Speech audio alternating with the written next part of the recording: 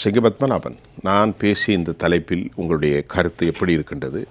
நேற்றைக்கு நடந்த சட்டமன்ற கூட்டத்திலும் கவர்னருடைய விவகாரங்கள் அறிவிக்கப்படாத எமர்ஜென்சி என்று அவர்களுக்குள்ளே இருந்து கருத்து வருகிறது, எதிர்முனையிலிருந்தும் வருகிறது.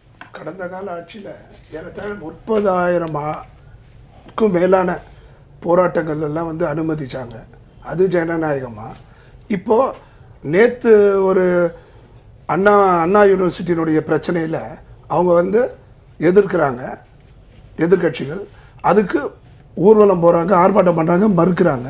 ஆனால் இவர்கள் இன்னைக்கு கவர்னர் மாளிகையை எதிர்த்து அரசியல் பண்ணிகிட்ருக்காங்க, போராட்டம் பண்ணிகிட்ருக்காங்க. இவங்களுக்கு ஒரு நியாயம், அவங்களுக்கு ஒரு நியாயம். ஆனால் இவர்கள் பேசுவதில் ஒன்றிய அரசை பற்றி பேசுவாங்க. இடியை வச்சு மிரட்டுறாங்க, போலீஸை வச்சு, சிபிஐ வச்சு மிரட்டுறாங்க, ஐடியை வச்சு மிரட்டுறாங்க சொல்லுவாங்க. அவங்க ஹோல்சேலில் பண்ணால் இவங்க மினி ரேட்டில் பண்ணிகிட்ருக்காங்க. இவங்க இங்கே பண்ணுறது தான் அவங்க பண்ணாங்க. இவங்களுக்கு எந்த ஒரு தார்மீக பொறுப்பும் கிடையாது அவர்களே விமர்சனம் செய்வதற்கு. ஒரு பிரச்சனை, அவர் கவர்னர் சொல்கிறாரு இது தேசிய கீதம் பாடணும்னு, அதை அவர் அறிவிச்சிட்டார். ஒரு அவருடைய செய்தி குறிப்பில் அறிவிச்சிட்டார். அப்பயே அவங்க மறுப்பு தெரிவிச்சிருந்தா அவர் வராமல் இருந்திருப்பார். அப்போ மறுப்பு தெரிவிக்காமல் இங்கே மறுப்பு தெரிவிக்க கவர்னர் பண்ணுறதும் தவறு தான். அதுக்கு இடம் கொடுத்து அரசாங்கம் ஏற்கனவே கொம்பு சீவி மாநிலத்துக்கு வர வேண்டிய தொகுப்புகள் எதுவுமே வர்றது கிடையாது. 12 கட்சி காலேஜை கொண்டு வந்த அதிமுகங்க, ஒரு காலேஜை கூட கொண்டு வராத திமுகங்க. 3.5 ஆண்டு காலத்தில் 4 லட்சம் கோடி கடன் வாங்கியிருக்காங்க. அந்த அளவுக்கு கடன் வாங்கி என்ன பண்ணியிருக்காங்க? நலத்திட்டங்கள் செஞ்சுருக்காங்க. அவருடைய கடந்த கால நிதியமைச்சர் சொன்னார், அது உண்மையான்ற அளவுக்கு இப்போ நினைக்க தோணுது. ஆக மொத்தத்தில் தயவு செய்து மத்திய அரசிடம் எதிர்போக்கை கொள்ளாமல் அவர்களுடைய நிதி ஆதாரத்தை பெற்று மக்களுக்கு செய்யணும். ஒரு மீட்டர் ஒன்று sir, meter electrical meter contract கொடுத்துருக்காங்க சென்ட்ரல் கவர்மெண்ட்டில். அதை இவங்க டெண்டர் கேன்சல் பண்ணதுனால 20,000 கோடி வர வேண்டியது தடுக்கப்பட்டது. இந்த மாதிரி சென்ட்ரல் கவர்மெண்ட்டில் வர ஈடெல்லாம் நம்ம தடுத்துட்டோம்னா கடன் வாங்கி 8 கோடி தமிழ் மக்கள் மீது தான் கடன் சுமை ஏறுமே தவிர மத்திய அரசுடன் தேர்தல் காலத்தில் தேர்தல் எதிர்ப்பை பார்ப்போம். இப்போ ஒற்றுமையாக ஒருமித்த கருத்து இல்லைன்னா கூட மக்கள் நலன் சார்ந்து நீங்கள் பண்ண 1000 ரூபாய் தொகுப்பு தரல. இதே கடந்த காலத்தில் என்ன பண்ணார்? 5000 ரூபாய் கொடுக்கணும்னு சொன்னார். ஆனால் இன்றைக்கி 1000 ரூபாய் கொடுக்க முடியாது. என்ன அரசியல் பண்ணுறாங்க? 2000 கோடி இவங்ககிட்ட இருக்கிற கடன் வாங்கின தொகையிலையும் இவங்களுக்கு இருக்க பட்ஜெட்டில் 2000 கோடி பெரிய விஷயமா? எதுக்கு தரலன்னா திருப்பி அதையும் மத்திய தொகுப்புலேருந்து காசு வரல, மத்திய அரசு வரல. ஆனால் 10 தேர்தலை ஜெயிச்சிட்டீங்க, இனிமேல் ஒருபோதும் எடுப்படாது அந்த கொம்பு சீவுற அரசியல். You are exposed. உங்கள் கூட்டணி கட்சிகளை உங்களை எதிர்க்க ஆரம்பிச்சிட்டார். விசிகா யார் அந்த சார்னு கேட்க ஆரம்பிச்சிட்டாரு. நேற்று சண்முகம் சார் சொல்லிட்டாரு, உங்கள் திமுக வெளிச்சத்தில் கம்யூனிஸ்டுகள் இல்லைன்னு சொல்லிட்டாரு. இப்போ ஒரு டோக்கன் ஆஃப் ஒரு மெசேஜ் கொடுத்துட்டாங்க. இதை அதிமுக பயன்படுத்த போதா, வெற்றி கழகம் பயன்படுத்த போதான்றது எதிர்கால கேள்விக்குறியாக இருக்கிறது. முதல் கட்ட கருத்தை தெளிவாக வச்சுருக்கீங்க திரு பத்மநாபன் சார். இப்போ நீங்கள் சொல்கிற கருத்தையும் சொல்லிடுங்க. நான் ஒரு கேள்வி வச்சுறேன். திரு பாலகிருஷ்ணன், திரு ப. சண்முகம் 2 பேருமே அந்த பாலை இப்போ அடித்து ஆடுகிறார்கள் இடதுசாரிகள். ஒன்று, திருமாவளவன், வேல்முருகனும் கூட கட்டும் போக்கான கருத்தை அரசுக்கு எதிராக வைத்திருக்கிறார்கள். தமிழ்நாட்டில் பல்வேறு மாடல்கள் இருந்தாலும், பாலகிருஷ்ணன் சொல்றார், திராவிட மாடலை தான் சுட்டி காட்டுகிறார், பல்வேறு மாடல்கள் இருந்தாலும் இடதுசாரி மாடல்கள் தான் சிறந்தது என்று வெளிப்புறமாகவே பேசுகிறார்கள். சாம்சங் விவகாரத்தையும் காரட் அவர்களும் பேசுகிறார். ஆக இப்படிப்பட்ட சூழ்நிலை எல்லாம் அவதானித்து சொல்லுங்கள். நீங்கள் சொல்லுகின்ற கருத்தோடு சொல்லுங்கள். இப்போ ஒன்று, சுப்பிரமணியன் சார் சொன்னார், அவர் திமுக மேலே கொஞ்சம் நம்பிக்கை வச்சுருக்காரு. ஈரோடு தேர்தலில் அந்த 1000 ரூபாய் அறிவிப்பாங்க. நிச்சயமாக அறிவிக்க மாட்டாங்க. அவங்களுக்கு 2 ஆயுதம் இருக்குது.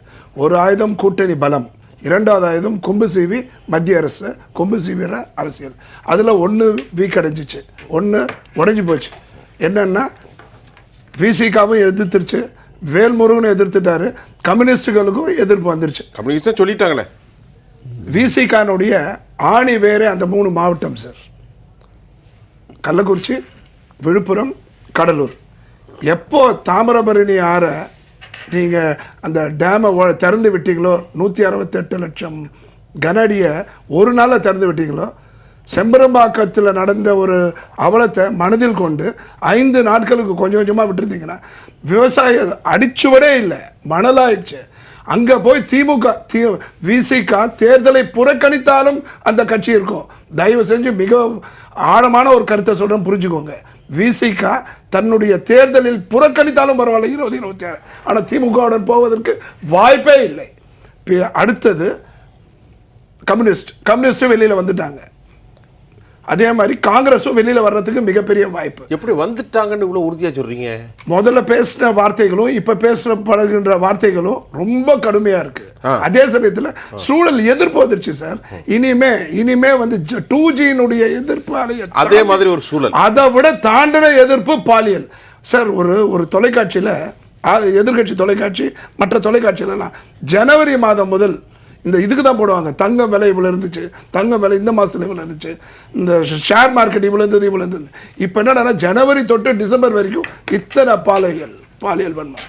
சீமான் என்ற ஒரு தரமற்ற ஒரு காம விலங்கு, மன்னிக்கணும் இந்த வார்த்தை, மன்னிக்கணும் அது சொல்லலை, நான் இதை மறுக்கிறேன். ஏனென்றால் நீங்கள் சீமானை பற்றி பேசுங்கள், ஆனால் கொஞ்சம் வார்த்தைகளை, அது 40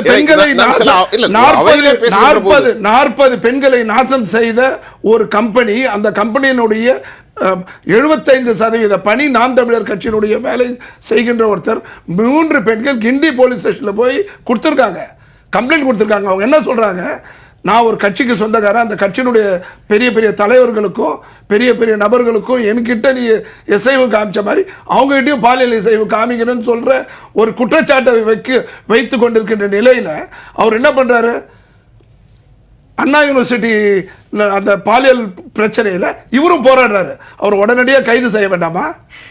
தயவு செய்து வருண்குமார் IPS அவரை வந்து ஓப்பனா சேலஞ்ச் பண்ணி எதிர்க்கிறாரு. இதெல்லாம் பார்க்கும்போது என்ன தெரியுது, ஒட்டுமொத்த பாலியலினுடைய கூடாரம் நாம் தமிழர் கட்சின்ற மாதிரி இருக்கு. இடும்பாவனம் கார்த்தி ஒரு பாலியல் குற்றம் சுமத்தப்பட்ட ஒரு பெண்ணால் குற்றம் சுமத்தப்பட்ட ஒரு நபர், அவரு என்ன பண்றாரு, அவர் மேடையிலே பக்கத்தில் வச்சுக்கிறாரு. நீங்கள் நாம் தமிழர் கட்சியை பேசுவோம், நாம் இப்பொழுது ஆளுகிற தமிழ்நாட்டுடைய இது சட்டம் ஒழுங்கு நீங்க பேணி காக்கணும்னா நீங்க இரும்பு கரம் கொண்டு நீங்க கடைபிடிச்சாதான். நீங்க இந்த 2 ஆயுதத்தை மட்டும் வச்சு பண்ணீங்கன்னா நிச்சயமாக மிகப்பெரிய தோல்வியை நீங்கள் எதிர்காலத்தில் சந்திக்க நேரிடும். ஒரு மந்திரி சொல்றாரு, எங்க காலத்தில் 8 லட்சம், ஒரே 1 லட்சம் குற்ற பத்திரிகை தான் இருக்கு, FIR தான் இருக்கு. ஆனால் அதிமுக ஆட்சியில் 8 லட்சத்துக்கு மேலே FIRன்றாரு. அது வந்து அவர் அந்த மந்திரி வந்து மனநோயாளியா இல்லைன்னா எப்படி பேசுறாருன்னே புரியல. 1 லட்சம் FIR தான் போட்டிருக்கீங்க, அதில் போட்டி இருக்கணும். அதிமுக 8 லட்சம் FIRனா எங்கள் காலத்தில் 10 லட்சம் இருந்தது, 12 லட்சம் இருந்ததுன்னு சொல்லணும். நீங்கள் 1 லட்சம் தான் FIR போட்டிருக்கீங்க. குற்றம் கம்மியாக நடந்தது கணக்கு இல்லை, மீதி 10 லட்சம் பேர் 8 லட்சம் பேர் நீங்கள் FIR போடாமல் விட்டது தான் இவ்வளோ பெரிய அவலத்துக்கு காரணம். தயவு செய்து திமுக மிகப்பெரிய அளவில் மக்கள் சார்ந்த அரசியல் 25வது ஆண்டு திமுக ஆட்சி, 50 ஆண்டு திமுக ஆட்சி, 75வது ஆண்டு திமுக ஆட்சி, 100வது ஆண்டுக்கு முயற்சி செய்றீங்க. நீங்க இது இன்ப நிதி வச்சுக்கோங்க, உதயநிதி வச்சுக்கோங்க, யாரெல்லாம் வச்சுக்கோங்க, ஆனா மக்கள் நலன் சார்ந்த அரசியல் பண்ணாதான் அது ஏற்புடையதாக இருக்குமே தவிர மிகப்பெரிய ஒரு 2026 ஒரு பின்னடைவை சந்திக்க நேரிடும் என்பதுதான் என்னுடைய கருத்து. சிறுபான்மை காவலன் என்று சொல்லக்கூடிய இந்த அரசு, இந்திய கூட்டணி மகாராஷ்டிராவில் உத்தவ் தாக்கரே பண்ணியிருக்காரு. மசூதி இடிப்பை, பாபர் மசூதி இடிப்பை நியாயப்படுத்தி தன்னுடைய பத்திரிகையில் போட்டிருக்காரு. உடனே அங்கே இவர் யூபியில் அகிலேஷ் யாதவ் வெளியில் போயிட்டார். இவர் குறைஞ்சபட்சம் தன்னுடைய கண்டனத்தையாவது பதிவு பண்ணோம் இல்லையா?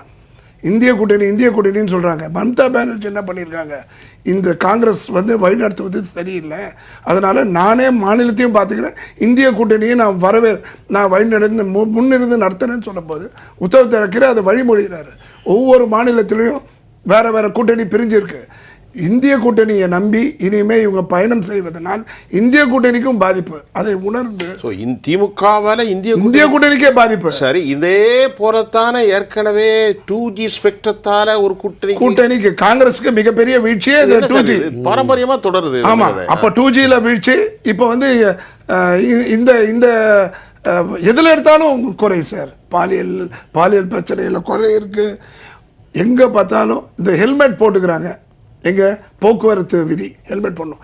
இப்போ அரசாங்கம் ஒரு ஜியோ போடணும், ஹெல்மெட் அரசாங்க அலுவலகத்துக்கு உள்ளே போகும்போது ஹெல்மெட்டோட போகணும். எங்கே பார்த்தாலும் சீனி உடையுது. உடனே ஒரு நிவாரணத்தை கையில் வச்சுருக்காங்க. எது நடந்தாலும் நிவாரணம்.